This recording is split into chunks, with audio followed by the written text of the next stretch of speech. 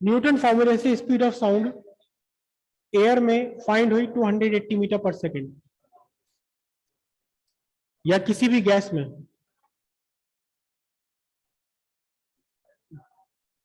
क्योंकि प्रेशर और डेंसिटी का रेशियो आपको लिखा एटमॉस्फेरिक प्रेशर एसटी पे पर ये 280, लेकिन जब practically speed of sound find की गई है एयर में तो वो आती है 332 मीटर पर सेकंड या 330 मीटर पर सेकंड के अप्रोक्सीमेट एसटीपी पर। तो इतना बड़ा डिफरेंस होने का मीनिंग ये है कि न्यूटन फॉर्मूले में ही कोई गड़बड़ है। प्रैक्टिकली जो आप ऑब्जर्वेशन लेते हैं ये किसी फॉर्मूले से आया हो ना आया हो, ये आपका परफेक्ट है, इसमें कोई शक की गुंजाइश नहीं है। तो शक कहाँ रह गया? न्यूटन फॉर्मूले में रह गया। जबकि यही न्यूटन फॉर्मूला गैसेस के लिए एप्लीकेबल नहीं है, जबकि यही न्यूटन फॉर्मूला किसके लिए परफेक्टली एप्लीकेबल है? ये न्यूटन फॉर्मूला एप्लीकेबल है गैसेस, सॉलिड्स के लिए और लिक्विड्स के लिए। तो फिर गैसेस में क्या डिफरेंस आ रहा था? इस डिफरेंस को ऑब्जर्व किया एक और साइंटिस्ट ने, लैप्लास ने। और लैप्लास ने एक बहुत ही बेसिक डिफरेंस पकड़ लिया। क्या पकड़ लिया? कि जब एयर में या किसी गैस में साउंड चलती है, कंप्रेशन और रेरिफेक्शन बनते हैं, तो वहां टेम्परेचर में चेंज होता है। टेम्परेचर में चेंज होता है, लेकिन हम उसे ऑब्जर्व नहीं कर सकते। क्या चेंज होता है टेम्परेचर में? कि जहां कंप्रेशन बढ़ा वहां प्रेशर इंक्रीज हो गया, वॉल्यूम डिक्रीज हुआ, प्रेशर इंक्रीज हुआ, टेम्परेचर इंक्रीज हो जाता है।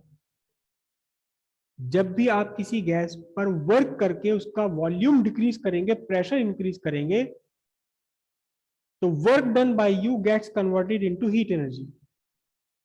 तो जहां कंप्रेशन बना वहां वर्क किया गैस पर, और वही वर्क किस में कन्वर्ट हो गया? हीट में कन्वर्ट हो गया। जहां रेरिफिक्शन बन रहा है वहां गैस एक्सपेंड हो गई।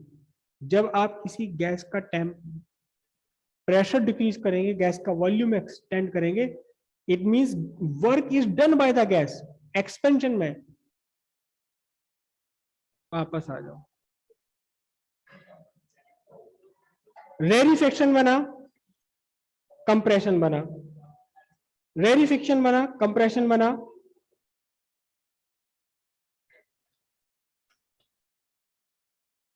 जहां कंप्रेशन बना वहां आपका प्रेशर हाई हो गया, और वॉल्यूम क्या हुआ? वॉल्यूम डिक्रीज हो गया। वॉल्यूम डिक्रीज हुआ। यहां कंडीशन क्या बन रही है? कंप्रेशन पर कुछ कुछ ऐसी कंडीशन बन रही है कि सिलेंडर पिस्टन अरेंजमेंट लगा हुआ है, और यहां आपने वर्क किया, इसे क्या किया? कंप्रेस किया। इसलिए तो कंप्रेशन इसका नाम है, कंप्रेस किया। कंप्रेस करने का मतलब work is done. Work is done on the gas.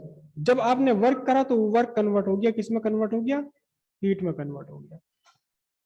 और हीट में कन्वर्ट होते ही कंप्रेशन पर क्या हुआ? कंप्रेशन पर हुआ राइज इन टेम्परेचर, टेम्परेचर का इंक्रीज हो गया। रेरिफिक्शन पर क्या हुआ? रेरिफिक्शन पर लो प्रेशर, प्रेशर डिक्रीज हुआ, वॉल्यूम इंक्रीज हुआ, और कुछ ऐसी कंडीशन बनी जैसे कि पिस्टन को बाहर निकाल दिया। किसने बाहर निकाल दिया? गैस ने बाहर निकाल दिया। तो इसका मतलब work is done by the gas. जब वर्क गैस ने किया तो इसका टेम्परेचर क्या हुआ? टेम्परेचर लो हो गया, क्योंकि इसकी अपनी इंटरनल एनर्जी में से ही वो वर्क किया गया। इंटरनल एनर्जी डिक्रीज हुई, तो इंटरनल एनर्जी डिक्रीज होने का मतलब टेम्परेचर कम हो गया। तो जहां कंप्रेशन बनता है वहां टेम्परेचर इंक्रीज होता है, जहां रेरिफिक्शन बनता है वहां टेम्परेचर डिक्रीज होता है। लाप्लास ने यह बात कही। लेकिन इस टेम्परेचर का इंक्रीज या डिक्रीज होना हमें फील क्यों नहीं हो रहा? हमें क्यों नहीं लग रहा? हमारी चारों तरफ हमेशा साउंड रहती है एयर में, फिर भी हमें साउंड के प्रोपोगेशन, साउंड सुनते समय हमें कोई टेम्परेचर का चेंज नहीं लगता।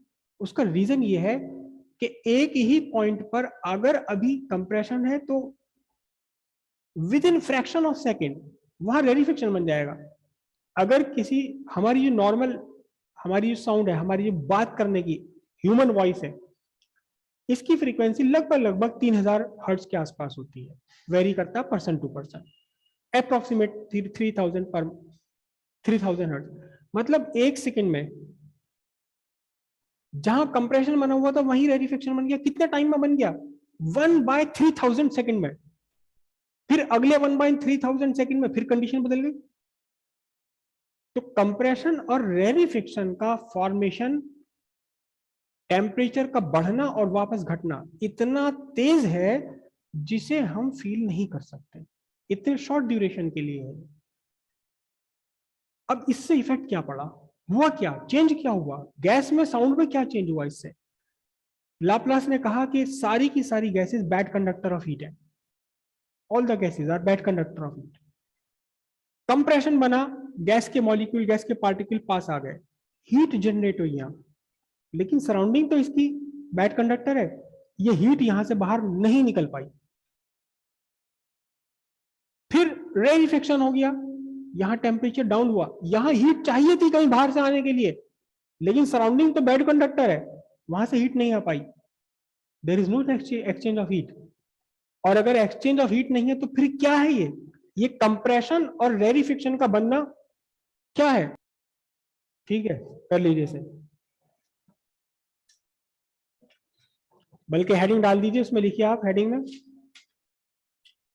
when sound propagate in air there is no change in temperature and hence formation of compression and rarefaction are isothermal changes.